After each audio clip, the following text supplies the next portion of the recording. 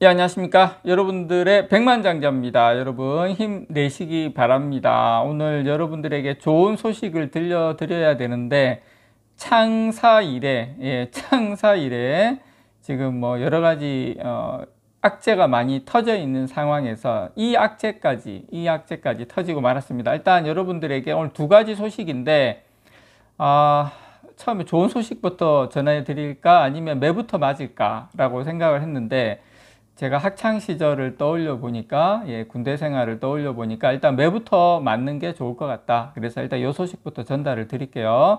아시는 분은 아시겠지만 간단하게 이 소식 일단 전달을 드리고, 제가 다음 소식으로 소식을 좀 전달을 드리도록 하겠습니다.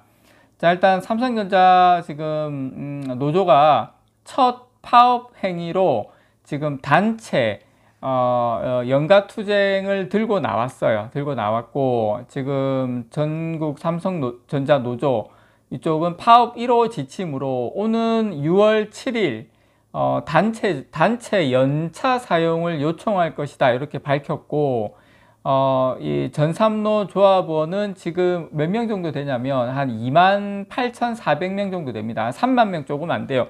원래는 인원이 얼마 안 됐는데, 이게 좀 작년에 성과급 문제 뭐 이런 것 때문에 좀 이렇게 그 조합원 수가 좀 많이 늘어났습니다, 최근에.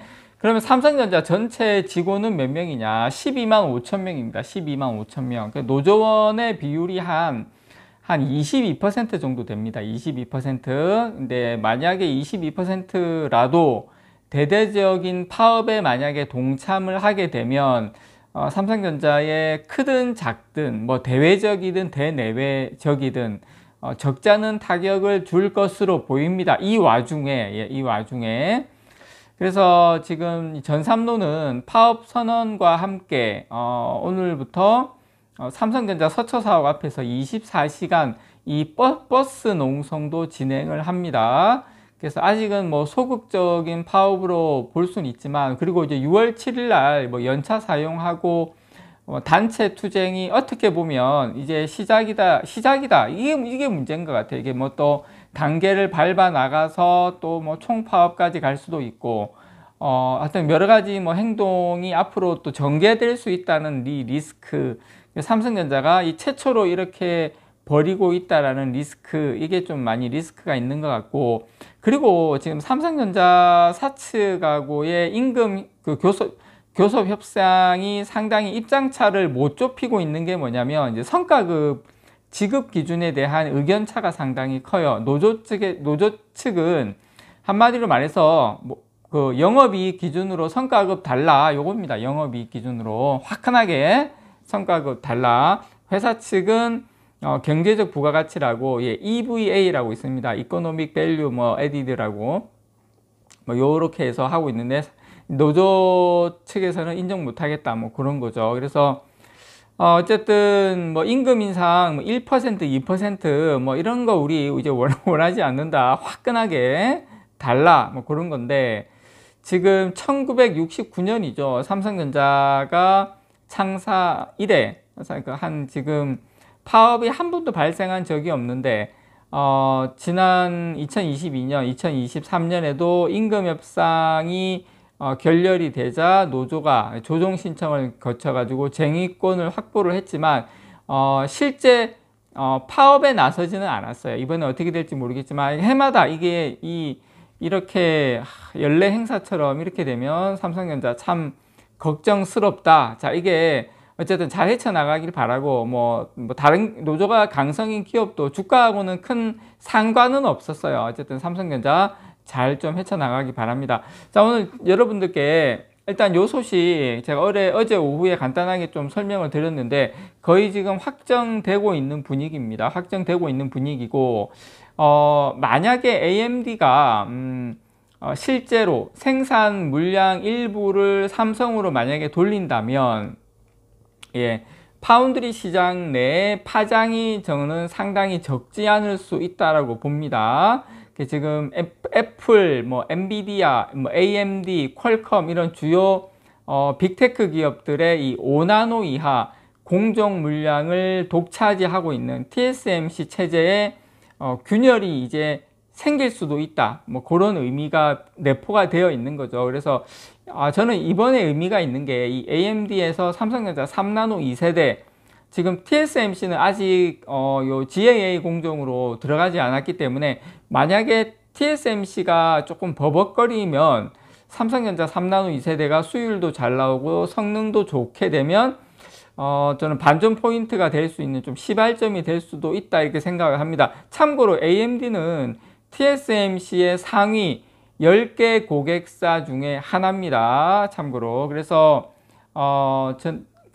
지금 삼성과 사실 AMD 간에는 동맹설은 업계에서 꾸준하게 제기가 돼 왔어요. 관계가 상당히 좋다는 이야기죠. 그래서 AMD는 이미 자사 AI 칩에 삼성의 지금 HBM을 쓰고 있고 양사 협력의 가능성이 상당히 큰 편이에요. 그러니까 한마디로 말해서 AMD는 삼성전자의 좀 상당히 호의적인 편이다. 그렇게 볼 수 있고, 그래서 지금 현재 애플이 TSMC의 3나노 라인을 사실상 독점을 하고 있기 때문에 그 외 고객사들의 불만은 점점 커져가고 있다. 지금 이 부분에서 좀 고조화되고 있기 때문에 이 기다리다 못한 AMD가 제일 먼저 삼성에게 손을 내민 것으로 보입니다. 그나마 관계가 삼성과 끈끈했던 AMD가 먼저 등을 돌린 것 같아요. 그래서 AMD에 대한 성과가 만약에 좋으면 이게 다른 어떤 그 고객사 TSMC 고객사에도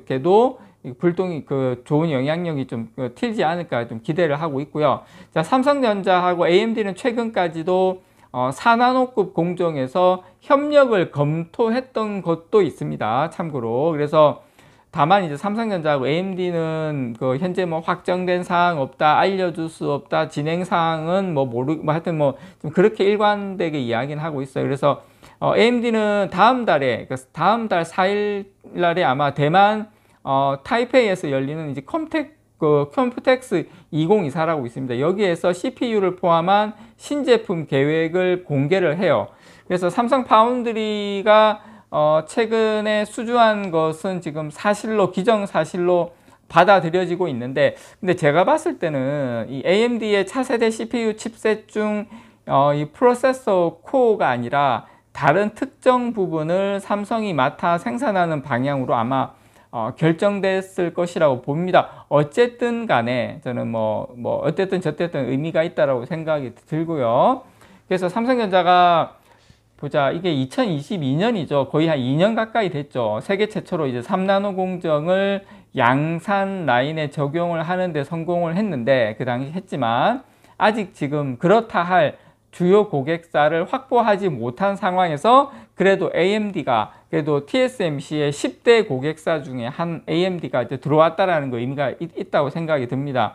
그래서 그 2년 전에 1세대 삼성의 3나노 1세대 공정으로 CPU, 모바일, AP 이런 주요 제품을 만들기 어려워서 반쪽짜리 공정이란 평가를 받았었는데, 최근에 이제 3나노 공정의 완성도를 상당히 끌어올린 것으로 추정이 되고 있습니다. 그리고 지금 삼성전자 3나노 2세대 공정 제품도 지금 양산을 시작했습니다. 참고로. 그래서 다다음 달이죠. 7월 달에 예정인 갤럭시 워치 7 시리즈에 탑재되는 이 엑시노스 W1000도 일단 가칭이긴 한데 요 칩입니다. 지금 이제 양산을 하고 있어요. 그래서 지금 전작 대비 성능과 전력 효율이 20% 개선된 것으로 알려져 있고요.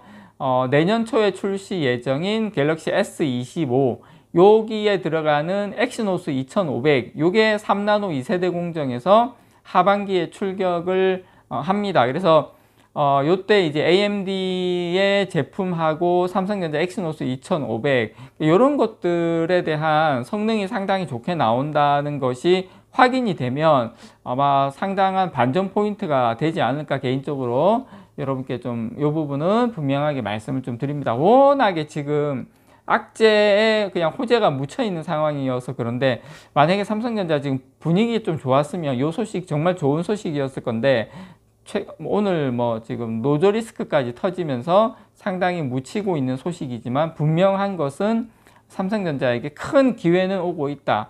그래서 이 개선된 3나노 공정의 경쟁력을 입증하기만 한다면 저는 엔비디아 그리고 퀄컴 이런 다른 고객사들도 TSMC가 완전 애플하고만 거의 뭐 3나노 선단 공정을 애플 쪽으로 거의 다 계약이 이루어지고 있는데, 요 포화 상태에 이른 TSMC를 이탈해서 삼성의 일부 물량을 맡길 수 있는 전환점이 될 수 있지 않을까 기대를 해봅니다. 여러분 힘내시기 바랍니다. 이상 여러분들의 백만장자였습니다. 사랑합니다, 여러분.